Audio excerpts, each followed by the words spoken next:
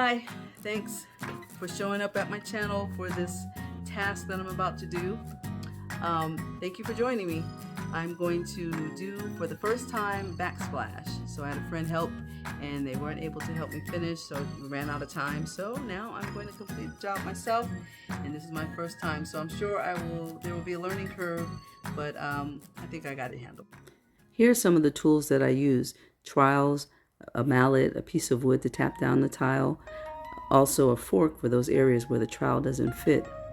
Also, for the first time, I learned how to use a wet tile saw, and I rented it very inexpensively from Home Depot. Of course, you need a bucket to put stuff in to mix it.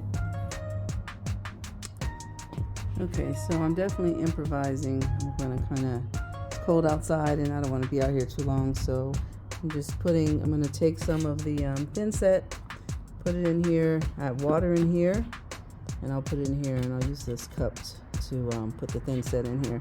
And then I'm going to mix it. I have a little mixer here, and once I'm done mixing it, I'll just take it right out of here rather than transferring it from a 5-gallon bucket into here, and I'll just do a little at a time. I thought I'd save some time by having some thin set pre-mixed for the next morning. Bad idea. Found out that it doesn't keep. Even with the lid on, it hardened, so I have to start all over. I decided to use a small pail instead of a 5-gallon bucket so that I can mix a smaller amount, thinking that I would save some thin set. That way I wouldn't have to transfer from a 5-gallon bucket to a smaller container.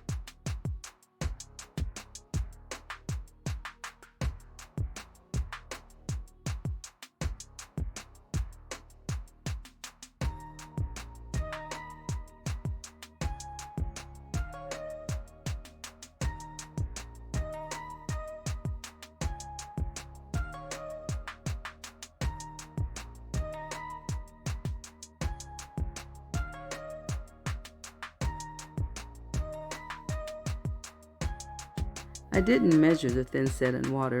I was told that the consistency needed to be like peanut butter.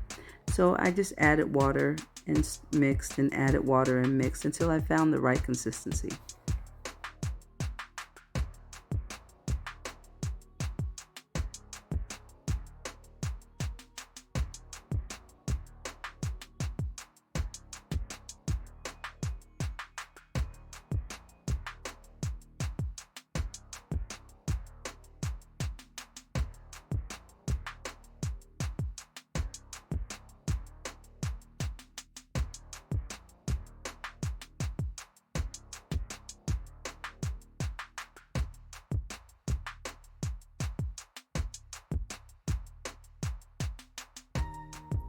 I figured out why a 5-gallon bucket was recommended. I ended up losing a little thin set with it flying out of the pail. I just slowed down a little bit and finally got the hang of it. And then I started working on the consistency.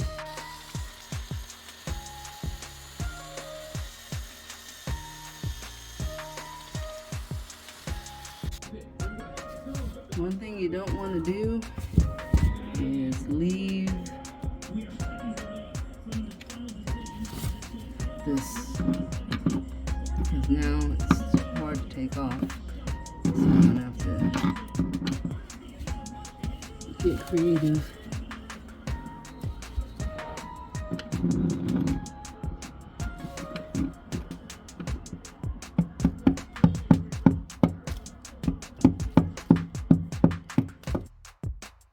Here's a tip: the corners should be cut flat.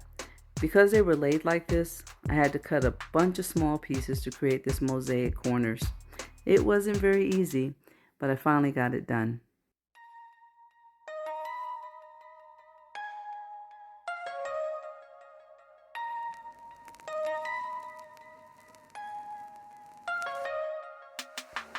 I finally got all the tile on the wall. Boy, was that a job. Now I have to make little adjustments, and you see the little yellow tabs that are in between the tile. I put those in there to kind of keep them spaced so they wouldn't collapse and leave enough space for grouting. Also, I put the little piece of wood across the counters to keep a line so that the tile wouldn't slide down the wall. But it's all up. Now I have to fix the small spots and then add the grouting. Fixing the small spots was the worst part of all. Once the thin set dries, it's like working with cement. Not to mention that I was in a corner underneath the cabinet, which was difficult to reach.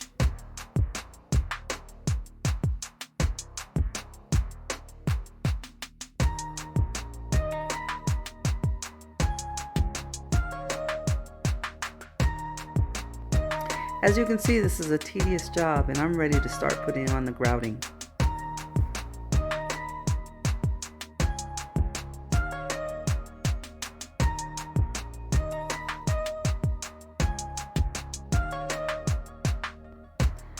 Doing the grouting wasn't what I expected either. It was another tedious job. I didn't think that grouting was ever going to come off.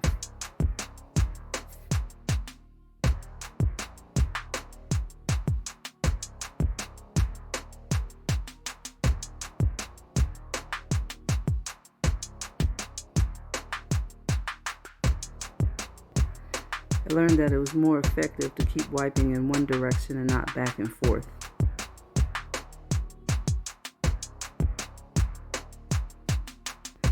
Another good tip for this process is having plenty of clean water and a couple of clean sponges.